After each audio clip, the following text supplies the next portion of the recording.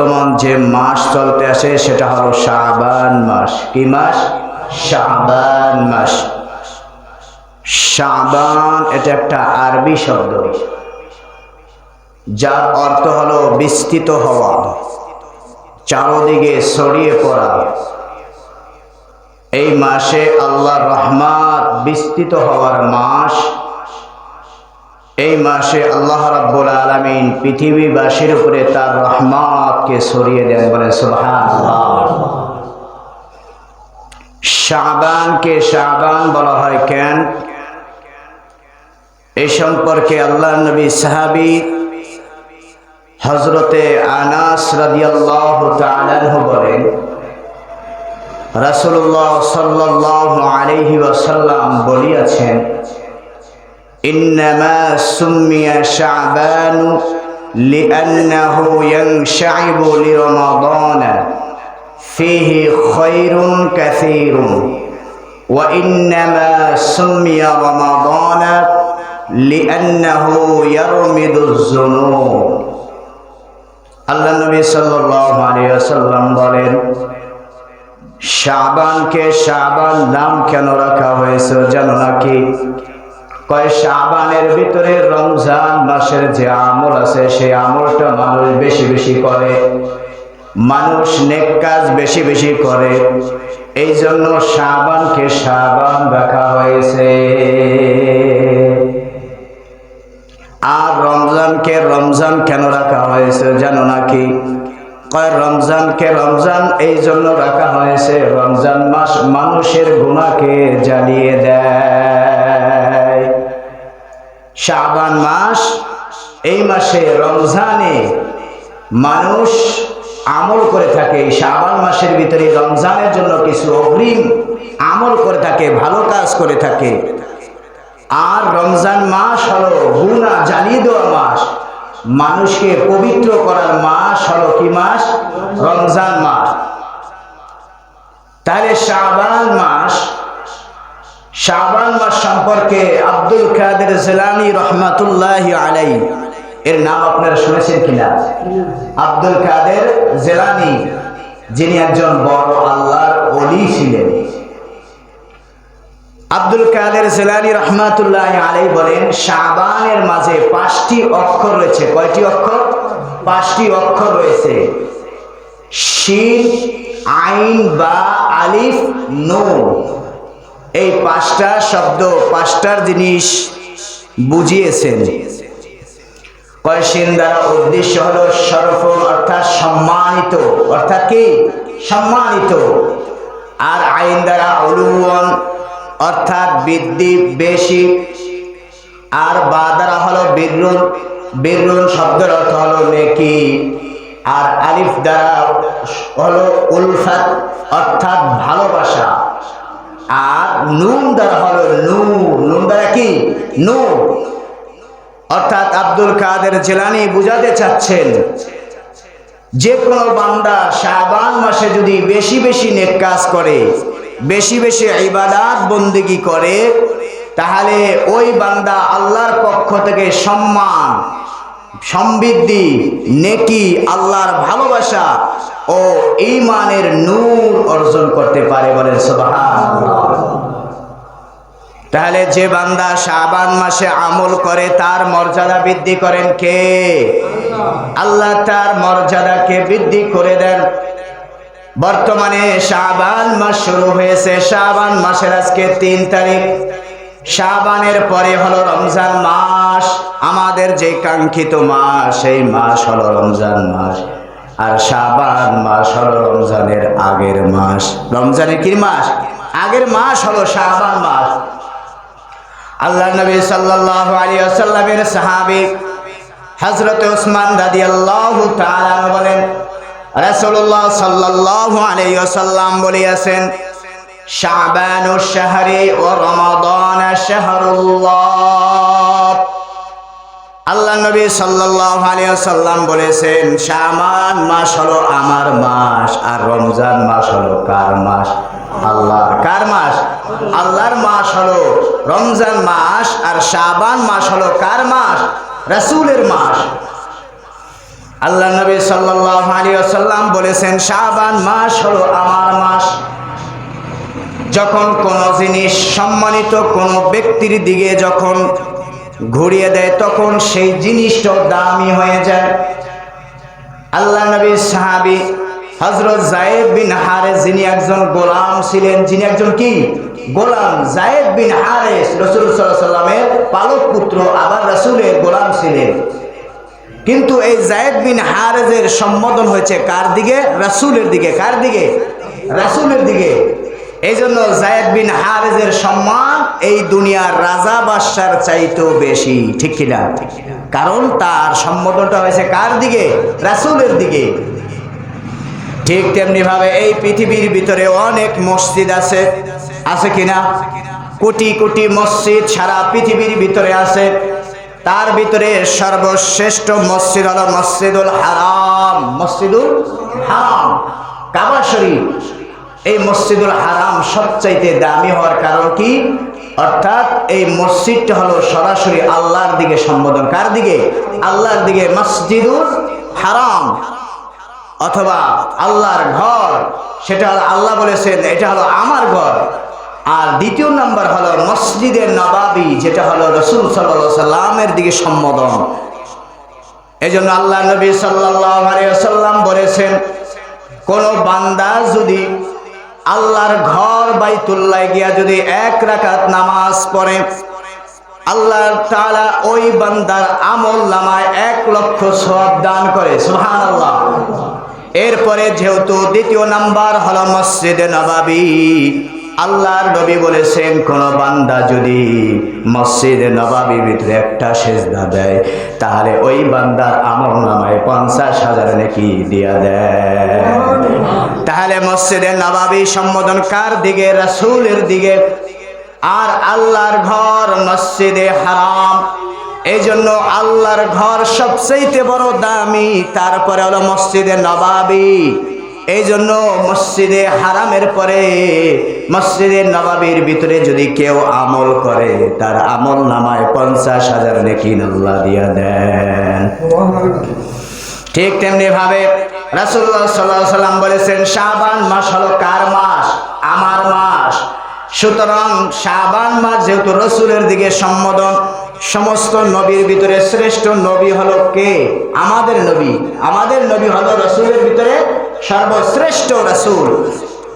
তো রাসূলুল্লাহ সাল্লাল্লাহু আলাইহি ওয়াসাল্লাম বলেছেন শাবান মাসটাও রমজান ব্যতীত অন্যান্য মাসের চাইতে শ্রেষ্ঠ। বলেন সুবহানাল্লাহ। কারণ রমজান মাস হলো কার মাস? আল্লাহর মাস। আর শাবান কার মাস? রাসূলের মাস। এই জন্য হাদিসের ভিতরে হযরতে আনাস ইবনে মালিক বলেন রাসূলুল্লাহ সাল্লাল্লাহু আলাইহি ওয়াসাল্লাম বলেছেন রজব মাস সমস্ত মাসের ভিতরে শ্রেষ্ঠ, যেমন কোরআনটা সমস্ত কালামের ভিতরে শ্রেষ্ঠ। রজব মাসটা সমস্ত মাসের চাইতে শ্রেষ্ঠ, যেমনি ভাবে আল্লাহর কালাম কোরআন শরীফ সমস্ত কালামের চাইতে শ্রেষ্ঠ। এরপরে বলেছেন শাবান মাস সমস্ত মাসের চাইতে শ্রেষ্ঠ, যেমন আমার শ্রেষ্ঠ অন্যান্য নবীর চাইতে বেশি শ্রেষ্ঠ। এই জন্য রাসূলুল্লাহ সাল্লাল্লাহু আলাইহি ওয়াসাল্লাম বলেছেন রমজান মাস হলো সবচেয়ে শ্রেষ্ঠ, কারণ আল্লাহর শ্রেষ্ঠ হলো সমস্ত মাখলুকের চাইতে বেশি। ঠিক কিনা? আল্লাহর মর্যাদা সমস্ত মাখলুকের চাইতে বেশি, আর রাসূলের মর্যাদা সমস্ত নবীর চাইতে বেশি। এই জন্য রমজানের ফজিলত সবচেয়ে বেশি, এরপরে শাবানের ফজিলত বেশি, কারণ শাবান এটা রাসূলের মাস আর রমজান হলো কার মাস? আল্লাহর মাস। এই শাবান মাসে রাসূলুল্লাহ সাল্লাল্লাহু আলাইহি ওয়াসাল্লাম কি আমল করতেন? এই শাবান মাসে রাসূলুল্লাহ সাল্লাল্লাহু আলাইহি ওয়াসাল্লাম বেশি বেশি রোজা রাখতেন। বেশি বেশি কি রাখতেন? বেশি বেশি রোজা রাখতেন।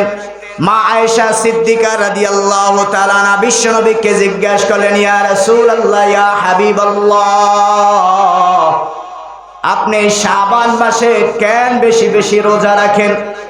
কি কারণ যে শাবান মাসে আপনি অন্যান্য মাসের তুলনায় বেশি রোজা রাখেন?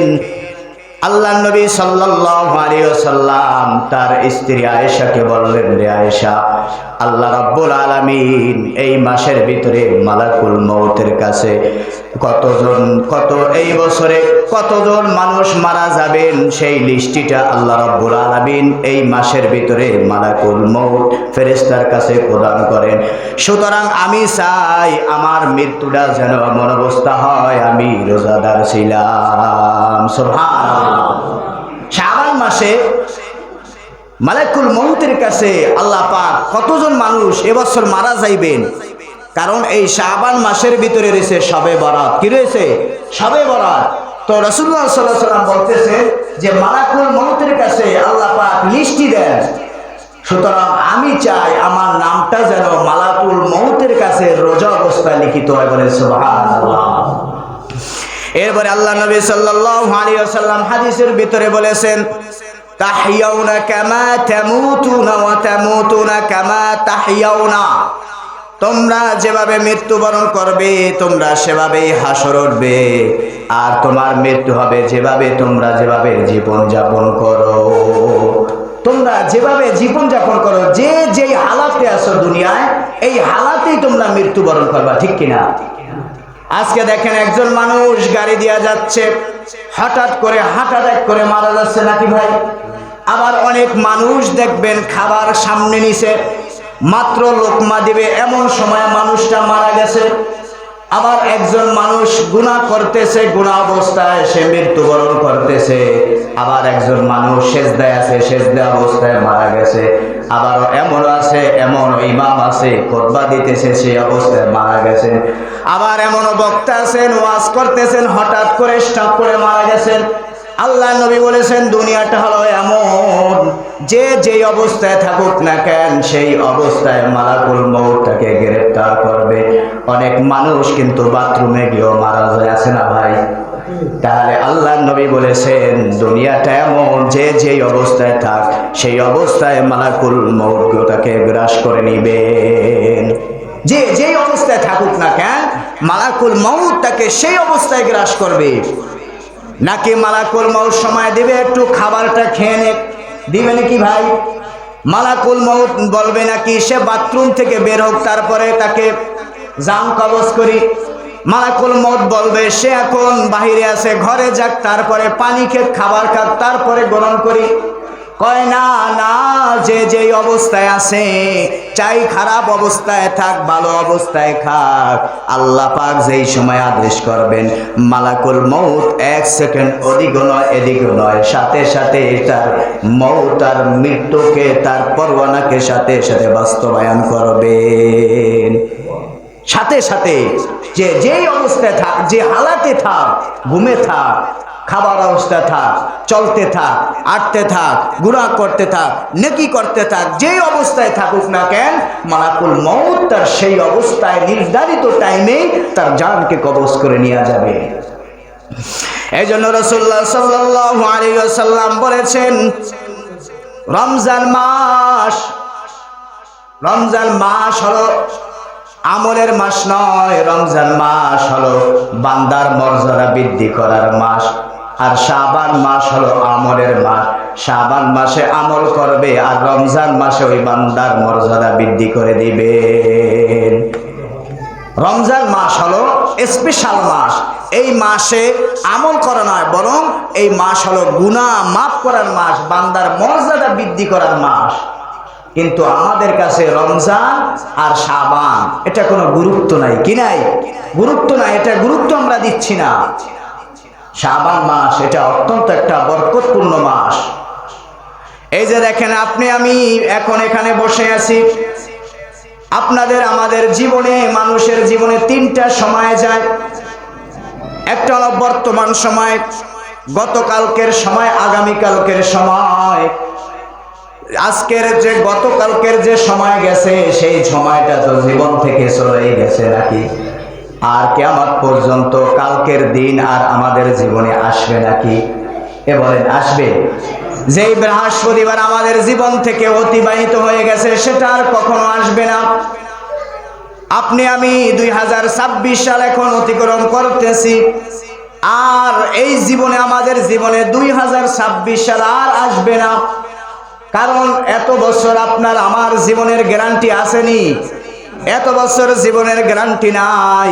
26 সালের বৃহস্পতিবার আমাদের জীবন থেকে চলে গেছে, এখানে টেনশন করা যাবে না। পাখিতে যখন ফসল খেয়ে যায় আর ওটা নিয়ে চিন্তা করার কোনো প্রয়োজন নাই, আছে নাকি বলেন?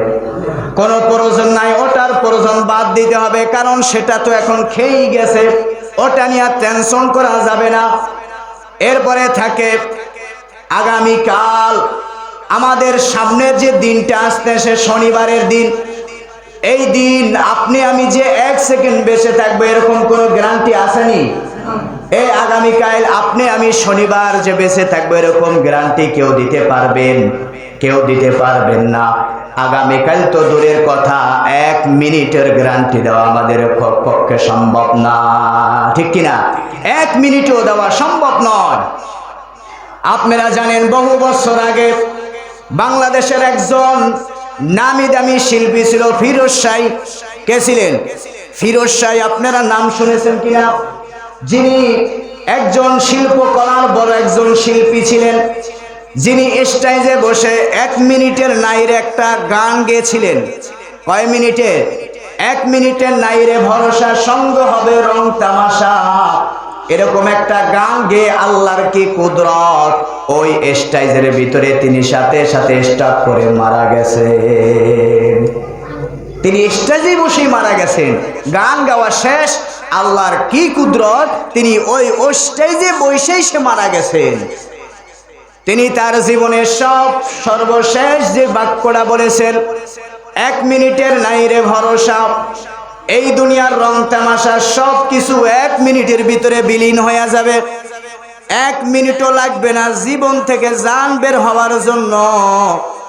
যেই জিনিসের গ্যারান্টি নাই সেই জিনিস নিয়ে আজকে আমরা পড়েছি, আর যেই জিনিসের গ্যারান্টি আছে সেটার আমাদের কোনো খবর নাই। এই দুনিয়ায় আপনার আমার কোনো গ্যারান্টি নাই। সুতরাং পড়ে থাকে আজকের দিন, আজকের দিনটা তওবা করার দিন। সাহাবায়ে কেরাম এই শাবান মাসে বেশি বেশি আমল করতেন, নফল রোজা রাখতেন, বেশি বেশি কোরআন তেলাওয়াত করতেন। সাহাবায়ে কেরাম জানেন যে বান্দা বেশি বেশি কোরআন তেলাওয়াত করে তার মর্যাদা বৃদ্ধি করে দেয় কে? এই জন্য কোরআন তেলাওয়াত করা, কোরআন তেলাওয়াত তো করবো দূরের কথা, কোরআন তো পড়তেই জানি না, কিভাবে কোরআন তেলাওয়াত করব? আজকে অধিকাংশ মানুষ কোরআন তেলাওয়াত করতে পারে না, কোরআন পড়তে পারে না। এটা মুসলমানদের জন্য একটা হতভাগা। মুসলমানের সবচাইতে মহব্বত, সবচাইতে সম্মানিত কিতাবের নাম কি? জোরে বলেন কি? কোরআন। এই কোরআন আমরা পড়তে পারি না, এটার জন্য আমাদের কোনো টেনশন নাই। কিন্তু কোন মানুষ, যেই মানুষ কোনোদিন বাংলা পড়তে পারে না, যেই মানুষ কোনোদিন বাংলা উচ্চারণ করতে পারে না, রাশিয়ার একটা কিতাব দিয়ে যদি বলা হয় এই কিতাবটা যদি তুমি আয়ত্ত করতে পারো তোমাকে 5 কোটি টাকা দেওয়া হবে, দেখবেন যে কোনোদিন বাংলা পড়তে পারে না সেও কলম সেই কিতাব পড়ার জন্য অগ্রবাদী হয়ে থাকবে, ঠিক কিনা? সেও মানুষের ধারে ধারে ঘুরবে কিভাবে সেটা শেখা যায়, কারণ এটা শিখলে 5 কোটি টাকা পাইবে। কয় কোটি? 5 কোটি। এখন কিভাবে শেখা যায়, কিভাবে পড়া যায়, এটার ধান্দায় সর্বদা সে মগ্ন থাকবে। কিন্তু কোরআন তো পড়তে পারে না, তারপরও কোনো আফসোস নাই, কারণ কোরআন তেলাওয়াত শিখলে তো সে কোনোদিন নগদ অর্থ পাবে না, কোরআন তেলাওয়াত শিখলে তো সে কোনো টাকা পাবে না। এই জন্য কোরআন তেলাওয়াত শিখতে চায় না, বলে আমি তো পড়তেই পারি না। কিন্তু আল্লাহ পাক প্রত্যেকটা মানুষকে এমন যোগ্যতা দিয়েছেন, যেই মানুষ কিছু করতে পারে না সেও আল কোরআন পড়ার যোগ্যতা রাখে, ঠিক কিনা? সেও আল কোরআন পড়ার যোগ্যতা রাখে। এই কোরআন হলো মুসলমানদের জন্য একটা অক্সিজেন। যে মুসলমানের ভিতরে কোরআন থাকবে সেই মুসলমান কোনোদিন গোমরাহ হতে পারে না, পথভ্রষ্ট হতে পারে না। কারণ এই কোরআনের গ্যারান্টি দিয়েছেন কে? আল্লাহ বলেছেন। আল্লাহ বলেছেন যে মানুষের ভিতরে কোরআন থাকবে তার ভিতর দেয়া কোনোদিন অন্যায় হবে না, অবিচার হবে না, দুর্নীতি হবে না, মানুষ ঠকানো হবে না, ছিনতাই হবে না, ডাকাতি হবে না। সবকিছুর গ্যারান্টি দিয়েছেন কে? কোরআন গ্যারান্টি দিয়েছেন। এই কোরআন হলো আল্লাহর বাণী। যেই সমাজের ভিতরে কোরআন প্রতিষ্ঠা রাখবে সেই সমাজকে দামি করে দিবেন কে? আল্লাহ। আজকে আমাদের জীবনের কোনো গ্যারান্টি নাই। আজকে একজন মানুষ আর একজন মানুষকে মিনিটের ভিতরে হত্যা করে ফেলতেছে। মানুষের কোনো দাম নাই। আজকে দেখেন, এক ভাই আর এক ভাইকে হত্যা করে, একজন আর একজনকে হত্যা করে, হিংসামূলক প্রতিহিংসাবশত মানুষের কোনো কাছে দাম নাই। একজন মানুষ আর একজন মানুষকে যে হত্যা করলে অথবা কষ্ট দিলে কি যে অন্যায়, কি যে গুনাহ, সেই কথাই কোরআনের ভিতরে বর্ণনা করেছে। একজন মানুষকে হত্যা করা তো দূরের কথা, একজন মানুষের ১ টাকা কেউ যদি অন্যায়ভাবে গ্রাস করে, জোরপূর্বক যদি গ্রাস করে, তাহলে তার সমাধান কি? সেই সমাধান কোরআনের ভিতরে আল্লাহ পাক ১৪০০ বছর আগে বর্ণনা করেছেন। সমাজ কিভাবে সুস্থ থাকবে, সমাজ কিভাবে পরিচালিত হবে? আজকে সমাজের ভিতরে একজন আরেকজনকে চাপাইয়া টাকা নিতেছে, টাকা না দিলে অত্যাচার করতেছে, জুলুম করতেছে, কারণ তার ভিতরে কোরআন নাই। কি নাই? কোরআন নাই। কোরআন, একজন মানুষ যতই শিক্ষিত হোক, সে যদি কোরআন পড়তে না জানে, কোরআনের অর্থ যদি না জানে, সে শিক্ষিত না, সে হলো মূর্খ। সে কি? মূর্খ। সে দুনিয়ার ক্ষেত্রে শিক্ষিত হলো, সে মানুষটা আল্লাহর কাছে মূর্খ। কার কাছে মূর্খ? আল্লাহর কাছে মূর্খ। কারণ পৃথিবীর সবচাইতে শ্রেষ্ঠ যে কিতাব, সেটা হলো কি? আল কোরআন। সে আল কোরআনে যদি পড়তে না পারে, তাহলে কে সে শিক্ষিত থাকে? এ বলেন, সে শিক্ষিত থাকে? এই জন্য আল্লাহ নবী সাল্লাল্লাহু আলাইহি সাল্লাম বলেছেন, রজব মাস হলো আমার মাস, আর রমজান মাস কার মাস? আল্লাহর মাস। এই শাবান মাসের ভিতরে নিজেকে পরিপক্ক করে নিতে হবে, রমজানের জন্য প্রস্তুতি করতে হবে, রমজানের জন্য নিজেকে এখন তৈরি করতে হবে। আমি আমার রমজানকে কিভাবে কাটাবো, রমজানকে কিভাবে সুন্দর করব, এই জন্য আল্লাহ পাক, আল্লাহর নবী সাল্লাল্লাহু আলাইহি সাল্লাম বলেছেন, রজব মাস হলো আমার মাস, আর শাবান মাস হলো আমার মাস, আর রমজান মাস হলো কার মাস? এই জন্য আল্লাহর মাস রমজান মাস, রমজানকে সুন্দর করার জন্য আল্লাহ নবী বলেছেন, শাবান মাস হলো আমার মাস। যে বান্দা শাবান মাসে বেশি বেশি করে নফল রোজা রাখবে, বেশি বেশি করে কোরআন তেলাওয়াত করবে, ওই মানুষটা রমজান মাস সুন্দরভাবে কাটানোর জন্য প্রস্তুতি তৈরি করে দিবেন কে?